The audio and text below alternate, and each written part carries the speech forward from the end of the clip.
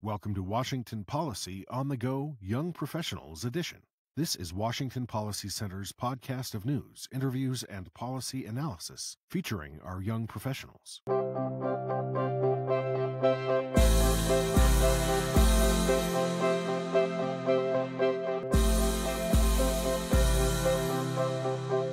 Okay, this is Shelby Esau representing Washington Policy Center, and I have the pleasure to be with Bryan Mistele from INRIX. Thank you for being with us today, My Bryan. pleasure. My we pleasure. appreciate it. Excited to hear more about you, your background, and where INRIX is today. A little bit of the layout. We're going to go into INRIX, then ACES, and then talk about a few policy questions. Does that sound good? Yep. Great. Okay, so first and foremost, would you like to tell us a little bit about yourself and how you came to run this beautiful company that we're sitting in? Sure. So a little bit about myself. I grew up in Detroit, so not originally a Washingtonian. Worked in the car industry for several years, thinking about automobiles, and then did my business school out in Boston, and then came out here in '95 to work for Microsoft. So the interesting thing is, when I was at Microsoft, I ran several different businesses: the real estate business, the personal finance business, and then the automotive business. Obviously the 90s and the early part of the century was really about how technology was changing industries. I mean, the ability to get stock quotes and do trades yourself fundamentally changed the investment world. The ability to obviously buy and view house prices online and shop for your own houses completely changed that industry. So my partner and I, Craig Chapman, who's the co-founder of this business, we spent time, and we were both in the automotive group at Microsoft, and spent time thinking about how technology was going to change automotives and the whole industry, and got pretty excited about it, and ultimately decided to leave Microsoft, and we started INRIX to really focus on this transformation of the automotive business. Now, here we are in 2019, and it's pretty obvious what's going on, but in 2004, there was no Tesla, there was no iPhone, there was no iPad, so we were probably... It was probably 5 years early from what we started, but that allowed the company to get lift off and focus on this space. Yeah. Okay. Great. Love that. So we kind of went into what sparked the company, what sparked the idea, where you guys came from. But why are you so passionate about traffic data? Well, it's interesting. We didn't start the company around traffic data. We actually started thinking about connected cars and how cars would change through computing technology, and actually started out thinking about hardware, and then eventually morphed into this idea of how do you get global traffic data, because it just didn't exist. I mean, literally 2004, state of the art in traffic data was flying helicopters and literally looking out the window. And that was how traffic data was collected. Very sophisticated. Very sophisticated, right. And here we are, 10, 12 years later, there's no helicopters flying in the United States anymore. It's all done through big data, through GPS aggregation from mobile phones and cars and things like that. So when we came upon that idea, it really helped us realize that that could be how we could build the business, how we build relationships with car companies, and then we could expand from there. And then, of course, as we got into traffic data, we just realized that all decisions made in legislatures and in Congress were being made on political considerations, right? The bridge to nowhere that people talk about, right? It's all about who your congressman was and what project they could get funded. It wasn't about, looking at data to figure out where you could have the biggest impact on congestion. So that's why we got kind of excited, and obviously the market kind of changed, and now you have cities and states and governments using hard data to make these decisions, which has been fantastic. That's great. I, as an average person, appreciate that. You're backing there. Can you tell us a little bit about where you see the company? I mean, obviously we've talked about things that have changed drastically over the last 5, 10, 20 years. What about the next year, 5 years, and 10 years? Well, sure. So today the company is focused on traffic data. We also are focused very heavily on parking data and helping people park. Most people don't realize that about 25-30% of urban congestion is caused by people driving around looking for parking. Oh, yeah. So you have to solve that problem too. And we've spent a lot of time there. We spent a lot of time in analytics and helping enterprises and government agencies analyze the data. But over the next couple of years, we're focused on two new things. One is autonomous vehicles and what we call road rules, helping if AVs are going to drive around, they need to understand the rules of the road, when they can drive, where they can't drive in terms of either closed roads or roads under construction, things like that. So we're right now focused very heavily on this autonomous vehicle space and road rules and helping cars understand these type of rules of the road.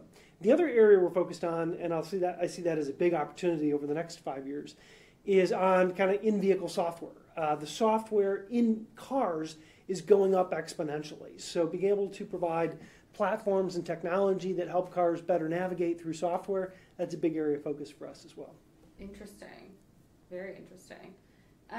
So going to go a little bit off on that. I was just having a conversation this morning with someone, and they were talking about these vehicles and just being afraid of them, right? I mean, naturally, it's just not comfortable for some of us. So can you talk a little bit more about the safety element of that and what that actually looks like? Sure. A lot of people are concerned about the safety of AVs. What's interesting is on a per mile driven basis, AVs are already safer than human driven vehicles.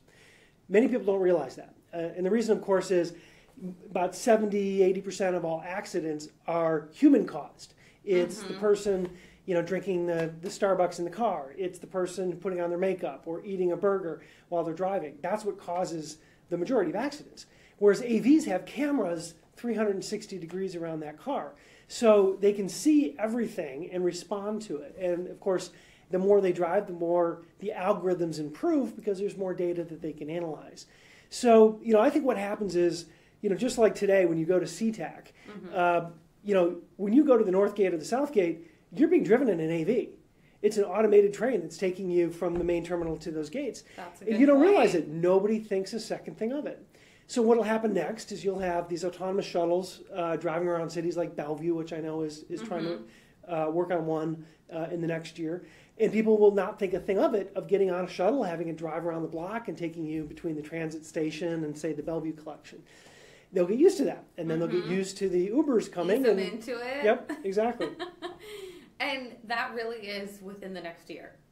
Oh, yeah. No, there's already a dozen cities in the United States that have these autonomous shuttles that are deployed. There's another half dozen cities that have, or areas. So there's a retirement community, for instance, the Villages in Florida, where you have AVs doing pickups and drop-offs across this massive retirement complex. So they are here. Of course, again, it's all about collecting data, improving the algorithms. Right. But the reality is, most people think AVs are, something I'm going to go and buy myself. And that's not really the case. I mean, the vision the industry has is around what we call the ACEs, which stands for Autonomous, Connected, Electric, and Shared Vehicles. So these are fleets of vehicles run by folks like Uber or Lyft or Waymo or others that are electrified. They are self-driven and they're connected. And they'll basically drop people off, pick them up, drop them off, and it'll be delivered as a service. It won't be about people owning these cars. The nice thing about that is, in well-mapped areas like San Francisco or Seattle or Manhattan, these things are already good enough almost to be operating in commercial deployment. Now, it may take another 10 years for it to be able to get to the gravel road up by a lake house, Right. in the northern part of the state. But for many cases, especially in urban areas, these things are almost at the point of commercial deployment, and you already see pilots now, dozens of these across the world. So they're here. So is it a city decision on whether these, are you running into things like Bellevue or Seattle not wanting these on the roads, or is that pretty much accepted? Well, yeah, there's some cities that are kind of anti-Uber, anti-Lyft, anti-AVs. There are other cities that are eager to embrace them. So, of course, the operators, the Waymos and Ubers and Lyfts and others, they just seek out the cities that want them there. So the pilots aren't really restricted now by, cities, because there's so many cities that would love to test these things and be part of this ACES revolution, because it will have a big impact on transportation. It's really now more about doing the pilots, making sure the vehicles are safe, again, collecting more data, and then just like any software, that every month the software is being updated and it gets better and better and better. And the question is, at what point are they comfortable putting 1,000 cars onto the streets in Manhattan? And that's really the key question. Yeah, it's wild. It's exciting to think about. And then, of course, I think I heard you touch on this at some point elsewhere. It would drive the costs of all these Ubers, these Lyfts down significantly, right? Because you don't have the labor piece. Well, yeah, there's a lot of benefits of the ACEs. First is the cost, right? It's, because these are shared, they're not individually owned, right? You as a consumer, you don't have to pay insurance, you don't have to pay maintenance, you don't pay gas. I like that. So the cost goes down fairly dramatically. I mean, this is why so many people today are choosing to forego driver's licenses and owning cars. My son's graduating high school, and about 30% of his graduating class do not have driver's licenses. These are 18-year-olds that do not have driver's licenses because it's much easier and more convenient to use shared vehicles. Yeah. So the cost goes down because right now obviously they're shared, but also because when these become autonomous, you take out about 70% of the cost structure. So on an Uber, the $40 I pay from the airport to my house, if I take out the driver and it becomes an automated vehicle, now that can be a $10 ride.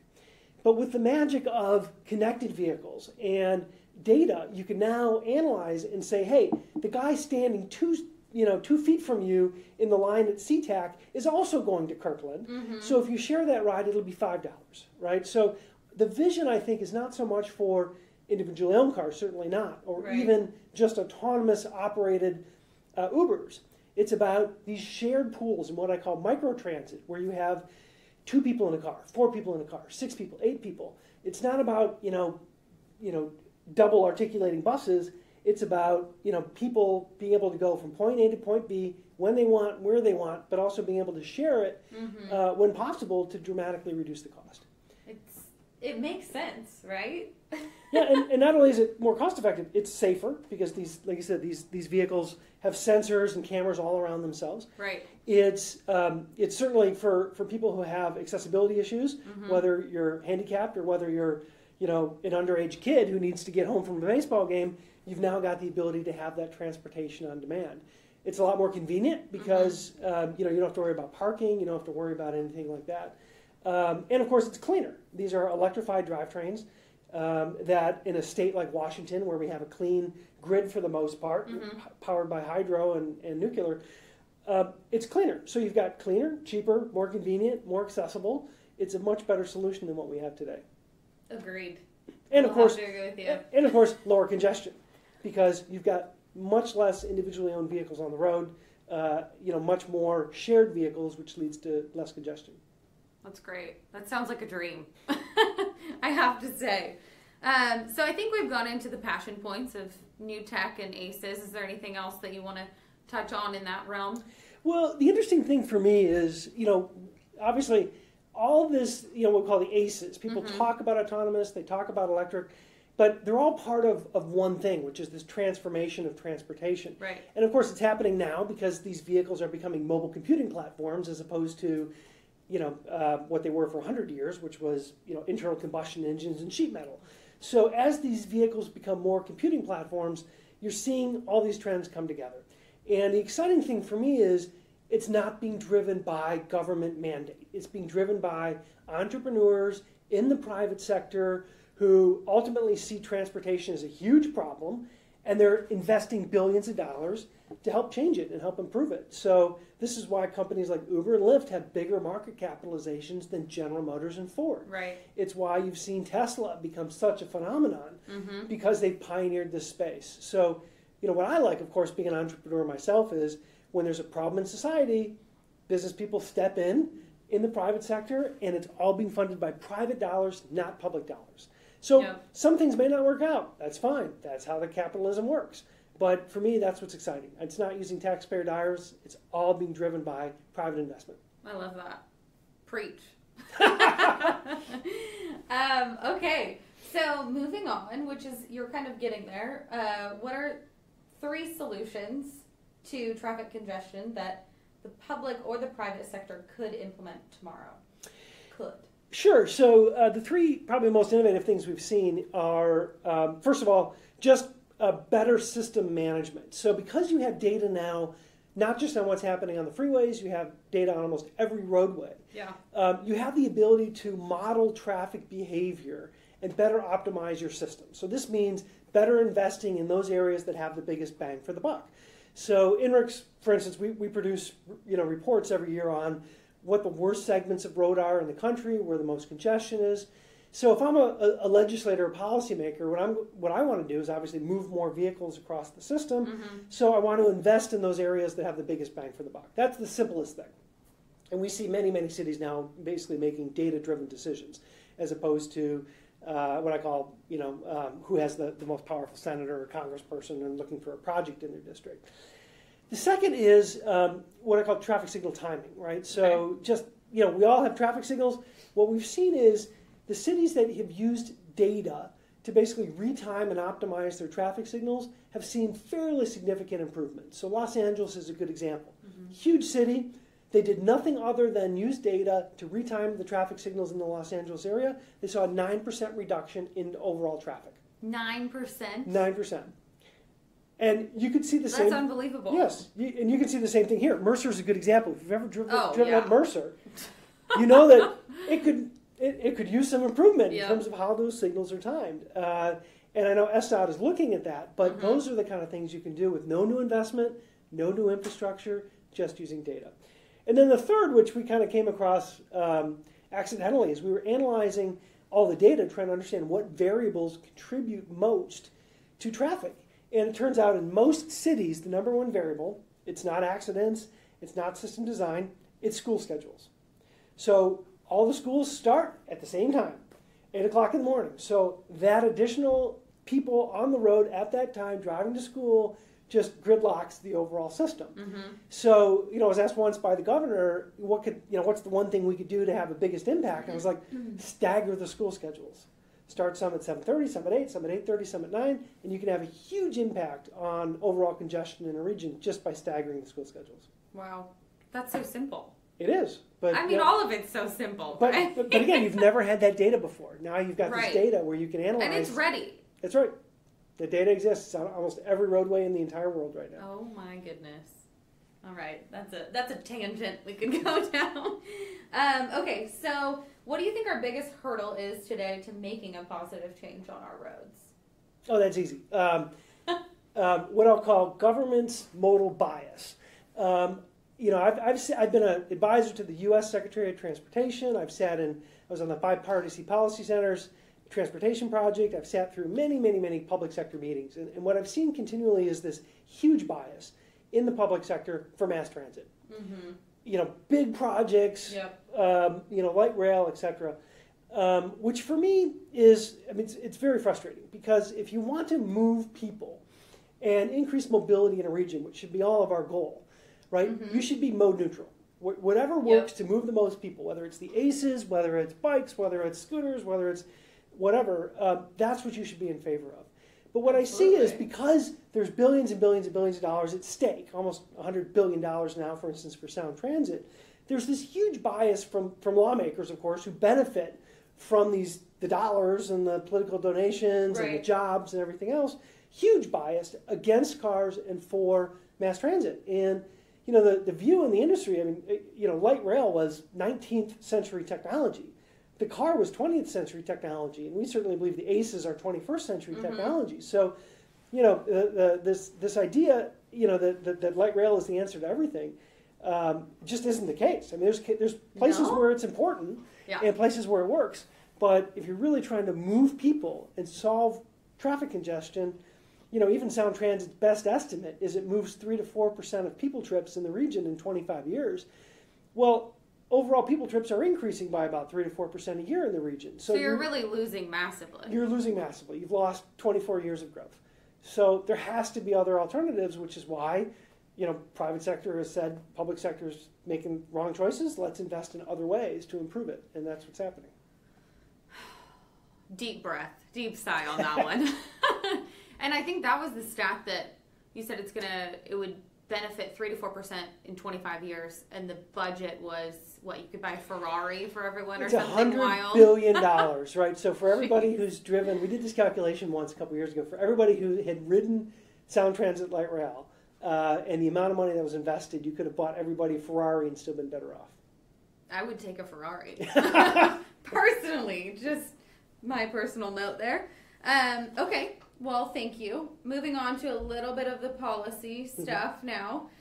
Recently, the Puget Sound Regional Council put out their vision for 2040, 2050. Basically, how people will live, travel, spend money, all of that, of course, densification is a big focus, reducing the number of cars on the road, increasing green spaces, all that fun stuff. I think that we have found that the reality is that it doesn't work for a majority of the people in the region. What are your thoughts on that plan, and how do you see it actually rolling out? Well, so we're not a policy organization, right? We Right. focus on data. Yeah. But I was pretty disheartened when I read through the 2020 plan, simply because, again, the modal bias is a big issue. Yeah. And, I think there's this fundamentally wrong focus on urbanization, right? That this vision is, really focused on urbanization. Get people, basically in dense urban areas, get them out of cars and have them walk and ride bikes to work. That's not how you solve traffic congestion. And the reason is because, as we've seen with San Francisco and arguably Seattle as well, when you have dense urban areas, the cost of living goes up fairly dramatically. It's supply and demand. It's obvious. So people can't afford to live in those cities, so they end up moving farther out and farther, and they end up commuting longer into the city. Yep. And you've certainly seen this in San Francisco today. I know people who take hour-and-a-half commutes into the city every day and an hour-and-a-half commute out. You look at New York, the same thing. We're getting there. So this idea of urbanization is the solution to congestion is just plain wrong. In many ways, the nice thing about our region, at least, is you have Seattle, you've got Bellevue, which has as much population now as Seattle has in terms of at least Bellevue, Kirkland, Redmond together. Mm-hmm.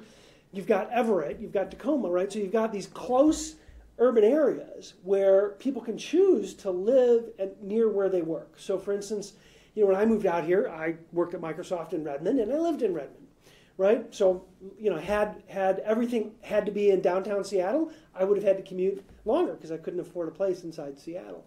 So, I think that urban design is if you can have these urban areas in close proximity, then people can find housing they can afford close to where they live. So that's right. Solution number one. And then of course solution two is get out of this modal bias that you're never going to have light rail everywhere you want to go, right? We are not New York or Washington D.C. in terms of a fully fledged built out subway system. So then you've got to focus on how do you move the most number of people, and the answer is by improving the obviously the highway infrastructure. Most people are choosing to take cars because getting from point A to point B is what they want to do instead of getting point A to point B and take a light rail and then point C and then point D.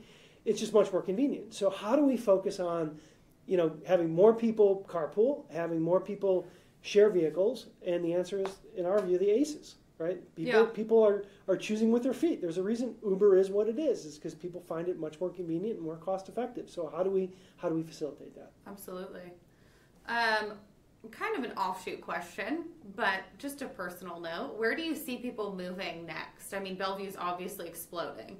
Do you see us moving further east?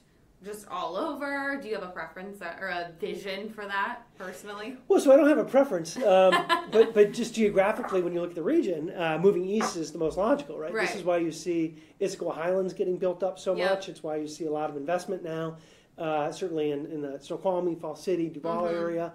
People are pushing east because that's where the lower cost housing is. Which is why companies like Microsoft are looking at the Issaquah Highlands in terms of how do we put people there and then do basically commute pools into the main campus area. So more people, like I said, are moving from Seattle to Bellevue. We've seen this with Amazon and others, and now obviously they're moving farther east because again, people just want inexpensive housing and good schools, right? Maybe a little space. That's right. Some space, right? They want a backyard. Not so bad. That's right. All right. So to move on to another note, WSDOT has been focusing its energies on congestion management so much that they no longer have a goal for reducing annual traffic delays. Instead, the agency is tracking how much they can reduce annual vehicle miles traveled. Further, the Secretary of WSDOT said traffic is a problem that just can't be fixed. That sounds pretty bleak, I think. Yes. Isn't this their primary responsibility? What are your thoughts on that? Yeah, so with all due respect to Roger, I completely disagree. I was in the audience when he made that comment, and my heart just sank. I think that the goal of our Department of Transportation should be to help facilitate transportation. I mean, let's be honest. What what is traffic? Traffic is economic activity. It's people going to work, it's people going shopping, it's people, and also people living their lives, taking their kids to soccer and whatever else, right? So it's quality of life and economic activity. Shouldn't it be the goal of government to help promote that? So I think that this idea that we want to reduce vehicle miles traveled is just plain dead wrong. We want to increase vehicle miles traveled. Let's be clear. We want to increase basically movement, mobility within a city. Right. We want to facilitate growth, right? The only way that a city grows is by more people coming into it, which is what we see certainly with our region, and then facilitating the movement of that people and improving it. So I completely disagree with this idea that we should decrease vehicles miles traveled. We should be increasing mobility and looking for ways to improve our system to support that. Yeah, I mean, there's no question that people are moving here, right? That's right. Secret's out. Mm-hmm. It's a great place to live. So I think that a proactive approach, we just don't see it. So from my view, I'm not entrenched in it. It's painful when you think this is the best traffic is going to be today. Right. And from an employer point of view, we've seen a lot of people move up from the California area. I mean, if you look at California, they have a net negative growth, the overall state of California. And, of course, a large part of that is, the taxes and such. But part of it is also, people want a quality of life. And sitting in a car for 2 hours in L.A. or an hour and a half in San Francisco to get to work, people are like, forget that. Not appealing? Not appealing. So I'm going to move somewhere where it makes sense. Right. And, I give an example. So I was talking to the head of Texas's Department of Transportation, and their view is, how do we facilitate all these people? How do we increase mobility? How do we embrace the ACEs? I think that's the approach states should have, because you want to attract people, you want to attract economic activity, and you want to focus on how do we best move those people around, not how do we stop people from moving around. Could we bring them up here? Have a little powwow with Texas? I love their roads down there. It's amazing.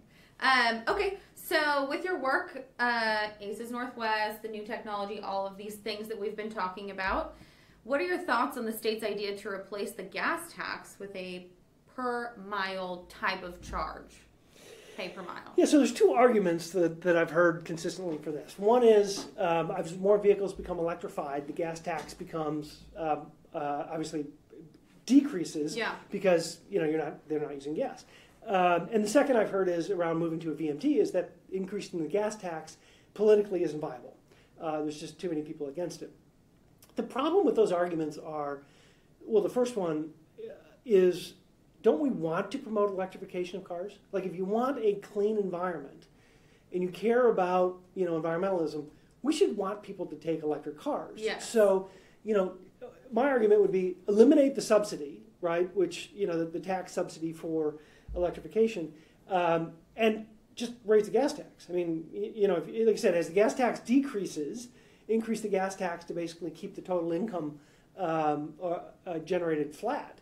And what does that do? It incents people to buy electrified cars, which is what we wanted to do in the first place. So I would argue that's a much better approach from a policy point of view than switching to a VMT. The second problem with the VMT, of course, is, I've heard time and time again, politically it's not viable to raise the gas tax. Well, if that's not viable, then how do we think it's going to be tracking everybody, where they're driving, when they're driving, and how many miles they're driving? Because most of these proposals include basically a GPS unit in your car, right? I mean, simply from a civil liberties point of view, do I really want the government tracking where I drive, when I drive, and how many miles I drive? I don't. It's creepy. First of all. Very big brother. Very big brother. That along with my cell phone. Right. I'm like, I can't. And I think it's a huge political miscalculation, because why will people embrace that instead of embracing the gas tax? I mean, it seems politically it's completely a miscalculation on what the constituency cares about most. So, no, I think that these ideas around, VMT, other than just, I mean, the one time I've seen it work is where they've eliminated the gas tax altogether, and they've charged basically on miles as part of the car tab registration. So there's no odometer reading. Each year, okay, you drove 1,000 miles, so your tax is $50 for the year. So they've eliminated the gas tax. They've replaced it with the VMT, but they're not tracking you everywhere you go. It's just a calculation based on the odometer each year as you do your emissions test. That's interesting. I've seen that work. That would work in my mind. But anything more than that, where we're tracking individuals, it's. I think from a civil liberties point of view, it just doesn't work. Very big brother. Mm-hmm. Okay, thank you. I actually didn't know about that. Replacing it with a paying on your tabs. I think that's very interesting. Yeah, there's been a couple places that have done that. Like I said, it's tied to kind of the emissions inspection, and they basically just do an odometer calculation, and it's a flat, whatever. Far less intrusive. 2 cents per mile or whatever it is. It's far less intrusive, Yeah. far less scary. Okay. Question for you. Do you drive 405 often? I do. We're close, right? I live in Kirkland, so that's the most driven highway that I'm on is 405. Okay, so in that vein, toll lanes. They have consistently failed to meet the speed requirements of moving people reliably at least 45 miles an hour 90% of the time. I can definitely testify, as I'm sure you can, that's not the case. It's been 3 years since the pilot started. After this last legislative session, the toll lanes are now permanent and are going to be expanded. Does it seem like you're expanding a failing system? Do you think there's a better approach? Yeah, so I think there's two problems with the toll lanes. First is how they were sold. There was back in, the mid-90s, I think I'm wrong. Yeah, somewhere around the mid-90s, where basically they raised the gas tax and taxes to support new infrastructure. And the promise of how they were being sold was that they wouldn't have to toll the 405. And so again, I think most of the populace is like, okay, well, you kind of lied about that, because then you did turn around. Not only did you raise the taxes then, but now you turn around and you tolled 405. And then there was this promise of, we're going to toll 405, but if we don't hit the performance measures, then the tolls will go away. And of course, they didn't hit the performance measures, and the tolls stay. Right. So, first of all, I think the government just lost tons of credibility by clearly lying to the constituency about what they were doing and what the goals were. What we've seen from a performance point of view, because we did a study that we released on the impact on congestion before and after the tolls. Okay. We saw a pretty significant decrease in overall aggregate travel time across the corridor. So what happened is some vehicles are going faster because they're in the toll lanes, and some vehicles, majority of them, are going slower because they're in the general purpose lanes. And if you look at totally, based on number of vehicles, what you see is most people's total drive time increased. So it had a negative effect on overall congestion. Now, the performance measures that are quoted by WashDOT are only focused on performance in the toll lanes. They don't focus on the performance in the general purpose lanes. So, again, if you're looking at Convenient. Yeah, exactly. So if you're looking at how do you move the most number of people, we did the wrong thing. And the other problem with it, of course, is it's horribly regressive. Yes. This is why most cities, they're called Lexus lanes. It's because the people who have Lexuses can drive in them. The people who, like my assistant, she lives north of Bothell. She can't afford to pay the $4 toll every day, and sometimes it's up to $10. Yeah, it is not low. So it's an expensive toll. Yeah. She can't afford it. Her drive time's gotten far worse, and it's a real issue. We're going to lose these people as potential employees because they don't want to pay this toll. They don't want to sit in congestion. So, from just looking at the data, again, not looking at, I know WashDOT cares a lot about the revenue, but not looking at that, looking at just how we move people. What you would do is you would eliminate the toll lane and basically go back to like a one lane HOV lane, right? So 2 or 3 person HOV lane, and then expand the lane capacity, right? So they added lane capacity as part of the 405 tolling, but then they took away the general purpose lanes. So again, if you have more capacity, if you basically use those for general purpose lanes, and again, most people would have decreased drive time. Amen to that. Decreased drive time. That's right. Sounds like a great solution. So with all this being said, the whole greater conversation, Washington Policy Center, we're for free markets. We're for improving people's lives in the long term, right? And these are kind of the solutions that we're talking about, especially in the private sector. With the traffic solutions feeling pretty hopeless, pretty overwhelming for the average person like me, what would you recommend? What do we do? Where can we engage? Where can we, the average listener, the average person, move the needle? So here's why I think there's hope, right? And again, it goes back to where there's a critical problem in society, people step in to try and fix it, right? That's the nature of our economic system. So, like I said, where there's pollution, Elon Musk and now almost every other car maker are now focusing almost entirely on electrified vehicles. I mean, whether it's Volkswagen, Ford, Toyota, BMW, all of them have made huge commitments in terms of moving their entire fleets to electrified vehicles. And with that will come more charge stations, et cetera, right? So, again, doesn't work everywhere. Like Kentucky just offloading fossil fuels to a coal-fired grid doesn't help.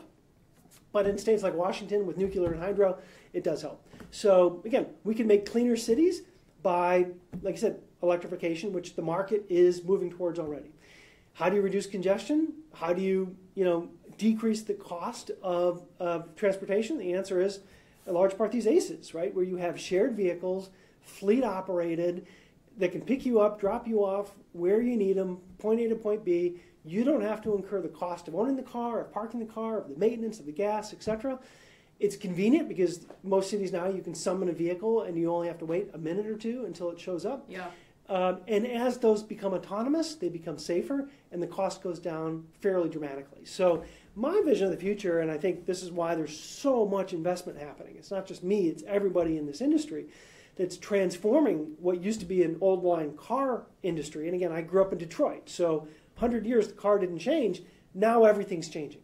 The nature of the car, the nature of car ownership, the nature of how people see transportation, fundamentally changing. I mean, there will be old people that, I want to own my car and I'm going to own it forever. Right. But again, you look at millennials, they think they should be able to order food through their phone. They think they should be able to get music through their phone. They should get entertainment through their phone. Why not get transportation through their phone? Yeah, it's a fundamental shift. It's a completely different shift in terms of the mentality. They don't feel like they need to own a car to have freedom. Like, when I grew up, you had a car, so Friday night you could go out to the mall with your friends or to a movie. Yeah. That was freedom.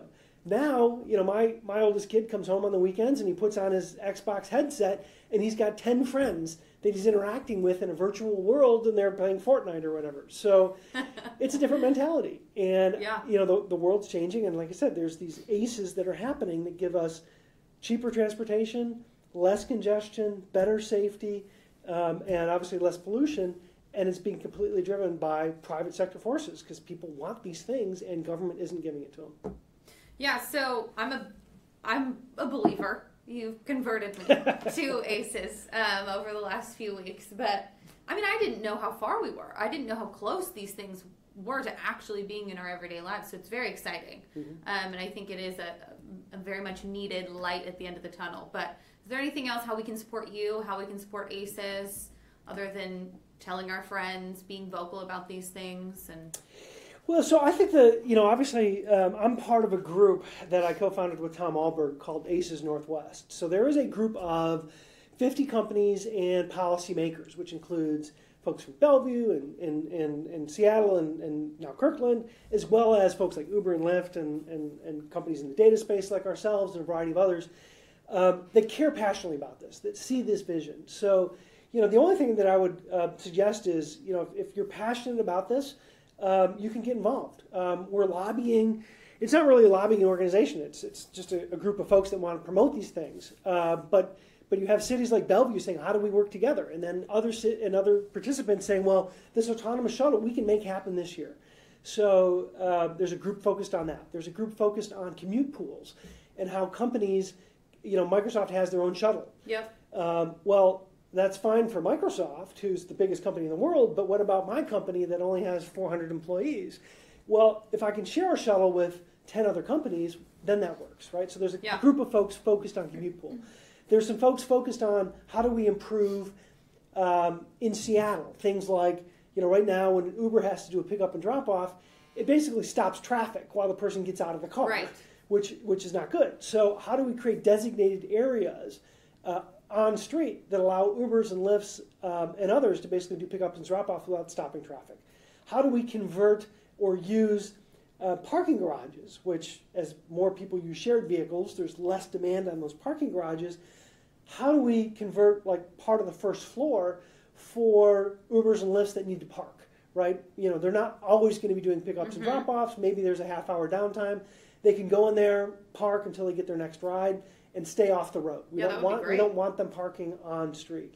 So those kind of things are what we're trying to promote. Simple things, but like I said, I think there's enough passion around it. There's enough private sector dollars around it, where we just need the political will, and we need companies willing to step up and focus on it, which is what we're seeing. So, the Cascadia Institute, which is part of Discovery Institute, is helping promote this.